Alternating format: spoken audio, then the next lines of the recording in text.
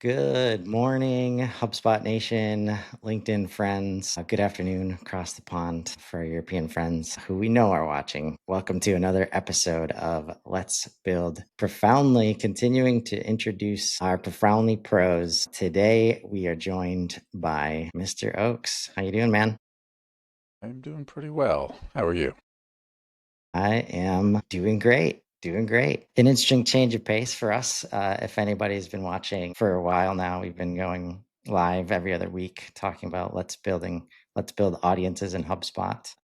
Today we get to learn more about Mr. Oakes, and apparently he's lived a life outside of HubSpot. So I'm gonna make a deal with you, man, because if people watch us, they know that we like to cover every inch of the problem and solution. So I'll give us 10 minutes today to talk about HubSpot, your expertise, how you got it, before we get into the life you've lived outside of HubSpot. How's that sound? Fine. There doesn't feel like it, but sometimes, you need to force a life out of HubSpot to give yourself some balance. Yeah, for sure. And a little perspective is always helpful because then we just relate it to what we're doing inside of HubSpot. And Yeah. so let's I explain. I used to say that to my kids. Imagine this is a workflow. What are your enrollment triggers for clean your room? this conversation, Dad. That's the Yeah. enrollment trigger. Yeah. A stakeholder came and told me I need to do it. Are you telling me I'm the hippo in this situation? Go to your room. Man. Well, let's get in so that we can get to the fun part, although we think the HubSpot part is fun too.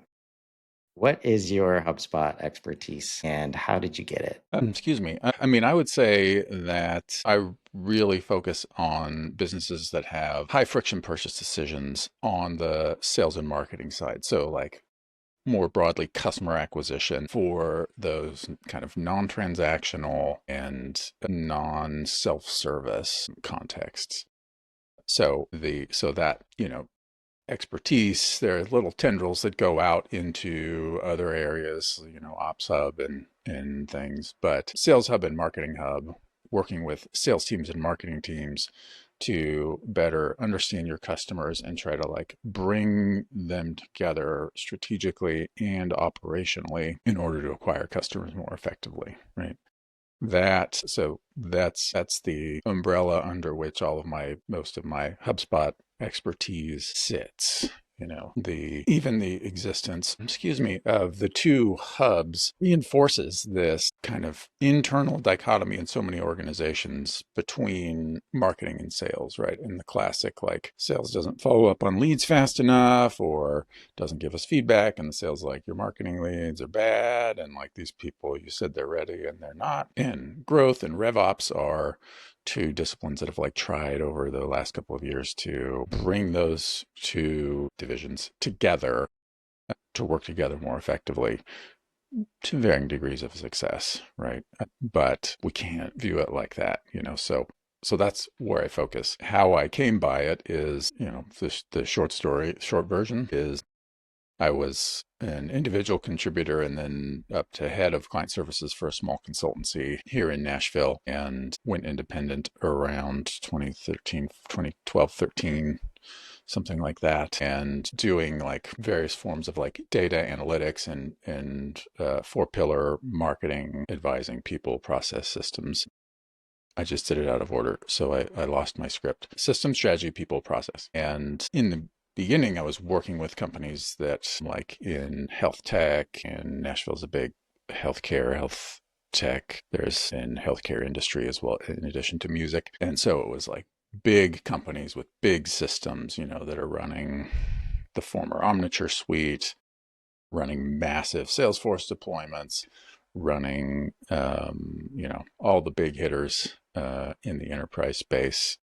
And, 2012, 13, 14, the email marketing automation world was better than it had ever been. But even if you compare that to 2015, like HubSpot, 2012 industry was awful. The tech was just really janky and hard to measure, all of that. But I pretty quickly ended up working with smaller companies kind of emerging that had HubSpot on the marketing side.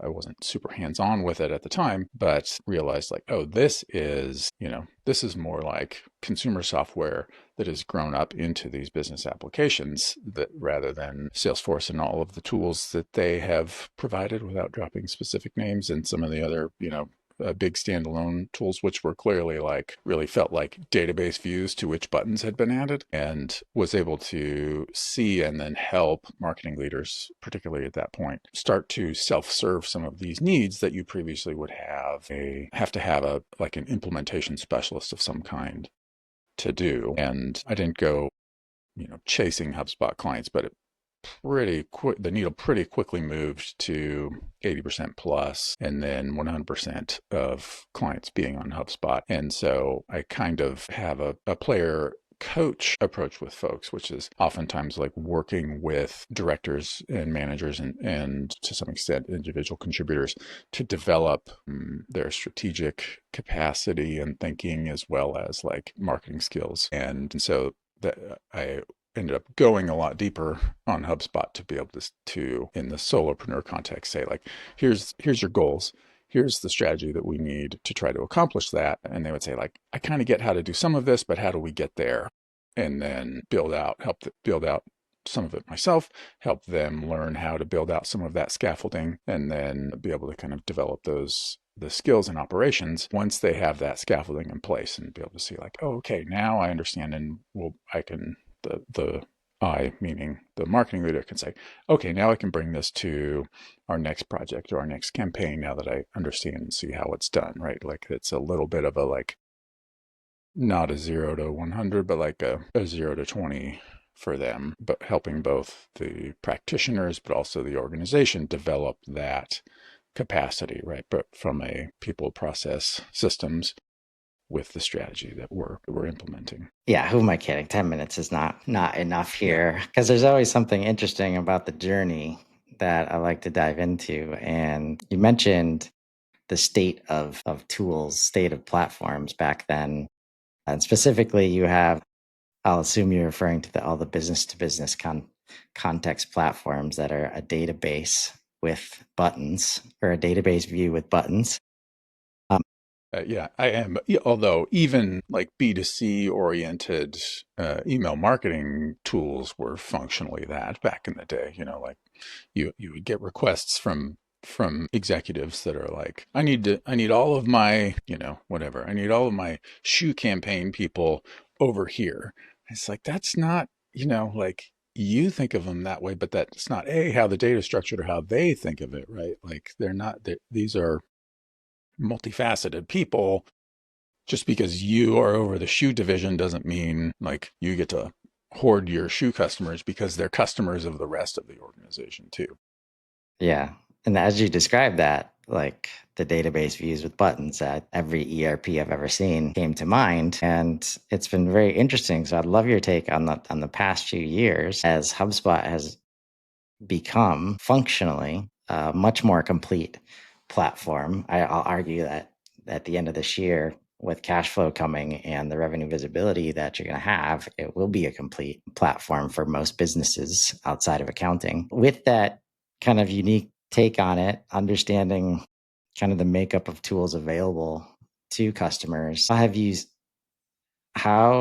seen that, and has it changed your conversations that you've been having over the past few years? Yeah, for sure.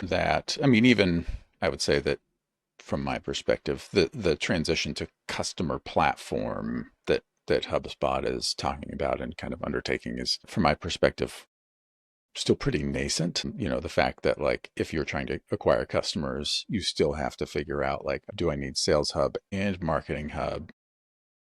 And then, oh, it turns out you have some complex automation needs, and it's like, oh, Ops Hub. And it's like, okay, well, that kind of undermines the customer platform angle. But Hashtag also, one hub. right, yeah, but also the uh, we we don't have a lot of functionality or maybe looking from the outside, the customer platform is hopefully subsuming the existing hubs. We don't have a lot of functionality that is like customer facing, that is how you would envision it being built if we had started with a customer hub approach now. And that's just the nature of building a product, right? Like they're building now for the future, and the tools we have are the tools that they built in the past. But the integration, the it sounds silly or maybe just reductive to say this, but the integration between the hubs now is so much better than it used to be. We are moving toward, and by the end of this year, and the end of next year, I hope we'll have seen huge strides to customer record being kind of moved to the center of how we operate, right? That's what the this customer platform suggests. And this is reductive, but I like to say, back when I was kind of first going elbow deep in HubSpot, the difference between Sales Hub and Service Hub was like different labels on the properties. Like they operated so similarly. And, that was early days of Service Hub. So it's understandable. Like you take the infrastructure you have, you figure out how to apply it to a different use case, and you build out. I mean, I've run products before where we did that. It's totally understandable. Service Hub is definitely a thing in its own right now, and you can effectively operate if you have your understanding of your customer from a data standpoint kind of well architected. Like I have client projects. Or I should say, maybe as an intro, like it's easier for some businesses than others, but there are still a lot of things that are not yet enabled, but we are closer to now. Like the concept of different divisions within a company being your customer as a HubSpot, as a company that uses HubSpot to acquire customers. It's like, well, we got light manufacturing, but we don't have logistics as a customer, but we could serve both. And it's like, okay, well then is Acme Corp a customer or not? It's like, well, yes, but then, okay, so how do we just split that out? And then who the stakeholders are, like that gets really messy. There are so many kind of customer acquisition motions, product-led growth being a great one example, that still require a lot of customization of HubSpot that is now possible, that didn't kind of used to be as tractable as it is. And so even definitely from 5 years ago, certainly from 2, and even a year ago, we have access to, or we can better serve a lot of use cases because of this evolution than we could before. So Yeah, I'm looking it's forward to exciting. seeing It's it expand. Yeah, it's an exciting time to serve organizations that already have HubSpot and just need light shed on the power of the rest of the platform. But let's get into the meat of the conversation. Outside of HubSpot, who is Joshua Oakes? It's always a hard question to answer for yourself. As I inferred or implied a few minutes ago, I'm based in Nashville. I've been independent for whatever, 10, what year is it? 10, 13, something like that years now. Yeah, the fam's originally from California. In 2007, moved here. And, went independent not long after moving here, as also implied in the Profoundly Slack, which, everyone is welcome to join. We are striving to turn that into a place where pros can really get and share top tier experience and advice and talk shop. I'm a baker. That is my fall and winter hobby.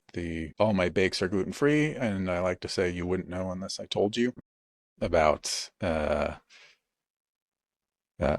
before we go deep on that, also, not too long after we moved from California to Nashville, my wife wanted to start a garden, and I was not interested. I, doing tech stuff. And she said, well, dig me some garden beds. And I was like, okay, fine, I'll dig you some garden beds. And then the next year she was like, should we do this? Should we do that? And I was like, I don't know, like, why don't we, whatever. In year 3, I was like, look, I got this. You just go do something else. I'm the gardener here now. And, she was like, great. So we in the intervening years, moved a little bit away from downtown, not super far. Nashville is still a little big city, and we're on 3 acres, and so much bigger gardens. I've got some fruit trees and berry bushes, and do a lot of that gardening. And with that comes jam making, wine making, canning, all the big hits Okay. with Yeah, you that. might want to get in touch with Chris Bryant. Yesterday, he came up with a gardening data model for HubSpot as a suggestion for people to learn how to use HubSpot. So Yeah, maybe, that's it. I mean, I used to approach gardening very methodologically and systematically for many years. I started all the plants from seed, and a lot of this won't make sense unless shout out to all the gardeners watching this. I would start seeds in series to do in order to have succession planting going on throughout the summer, but also Nashville's or Middle Tennessee. It's not just Nashville. Middle Tennessee has spring in fits and starts, I like to say. So if you're interested, Google Little Winters. It's a fun little gardening folk wisdom thing, or ask Perplexity or Claude.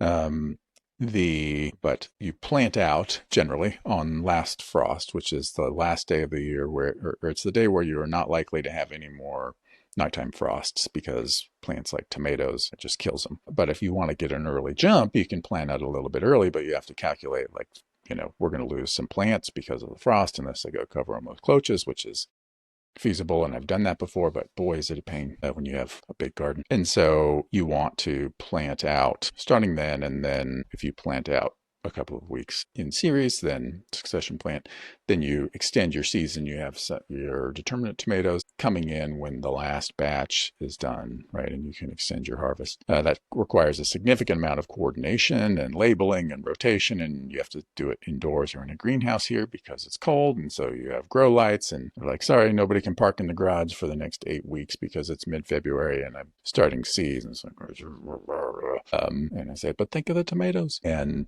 does that help? Saying, think of no, the tomatoes. no, Okay. it Yeah. doesn't, honestly. The so and then I would keep a map. And so I've tried that from a paper record keeping. I've tried all of the don't send me the gardening apps, caring people. I've tried them all, and at some point when I was like out there, one of the things that I would do is, in the time that I'm doing seed starting, but before planting out and even after planting out with your succession crops, I'd these big shelves. I'd roll the shelves of the plants out of the garage onto the driveway, so that you want to harden them off, which means, the plants that you start indoors haven't been blown around by wind or exposed to temperature variation. They get transplant shock at a higher rate if you plant them out like that. Blah blah blah. So all of this stuff, and it's just like, oh, I'm doing this every day, and I did the math on like yields, and both of surviving plants and then fruit. Of like, okay, I was like whole hog this year.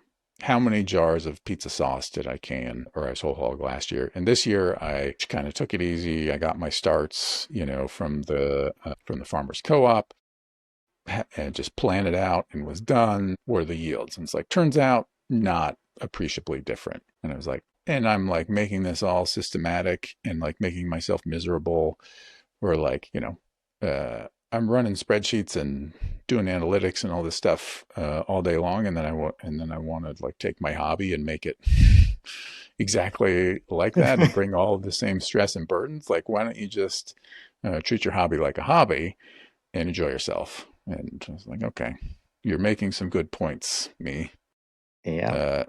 I don't, I try to grow something every year, at least one thing that I've never grown before. And I just take a like much more maybe intuitive approach to gardening as a consequence. And frankly, I have had a few experiences. We've lived here for 8 years or something on the acreage here. And my neighbor at the time when we moved in was 90, and he used to tell me all the stories about gardening here, and I'd go sit in his living room and talk about, the good old days and when he had an orchard and the kids would climb over and steal his apples and then trying to sell them back to him and all this stuff. Great stories. And when he passed, his grandson bought the place. And he's, good old gardener out there on the tractor all the time and everything. And whenever I'm like talking over the fence and I'm like, I got all my watermelons, but it's always tough to tell when they're ripe and deer get them. And he's like, well, the broom straw trick, right?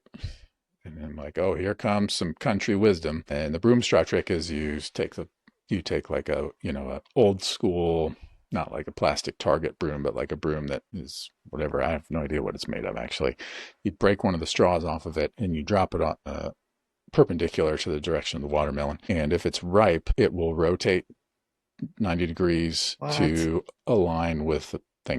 And he's like, yeah, it's totally works. We used to do it all the time when I was a kid. And I was like, I don't believe you. And he's like, look, and like pulls up YouTube videos, search for like watermelon straw on YouTube. And I'm like, this does not work. These are fake.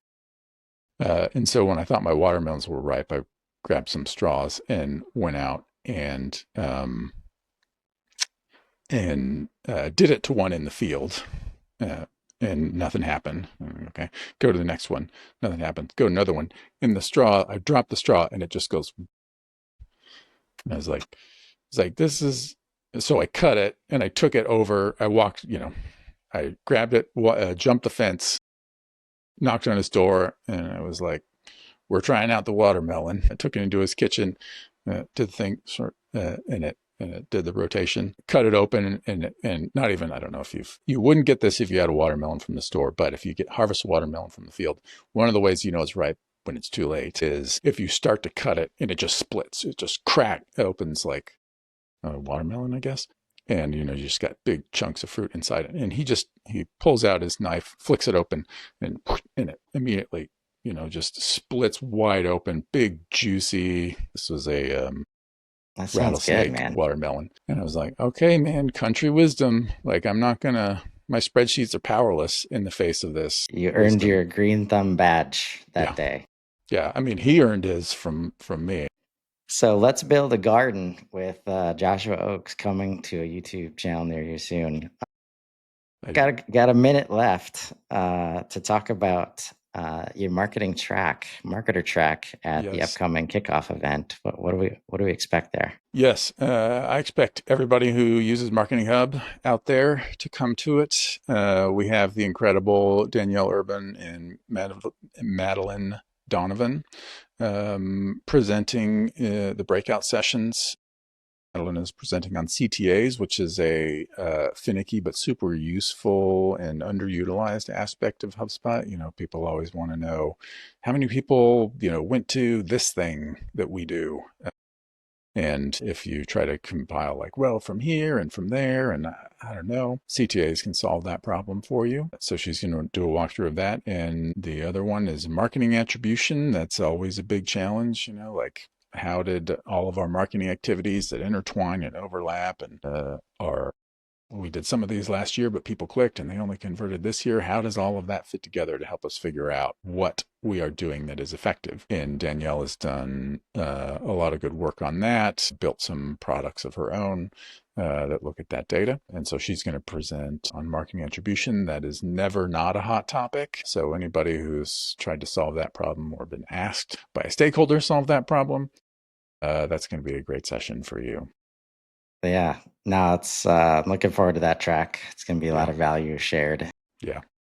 Good to see Madeline and Danielle get after it. So if you're out there and you want to sign up for that event, head over to profound.ly and click on the big old CTA that's in the middle of the homepage. Or if you want to join and become a pro like Mr. Oakes here, you click on the Give HubSpot Help button and sign up to be a pro. Either of those things will get you in our community where you can just have Mr. Oakes to yourself and ask for all the gardening and baking tips that you might want. Thanks so much for stopping by today.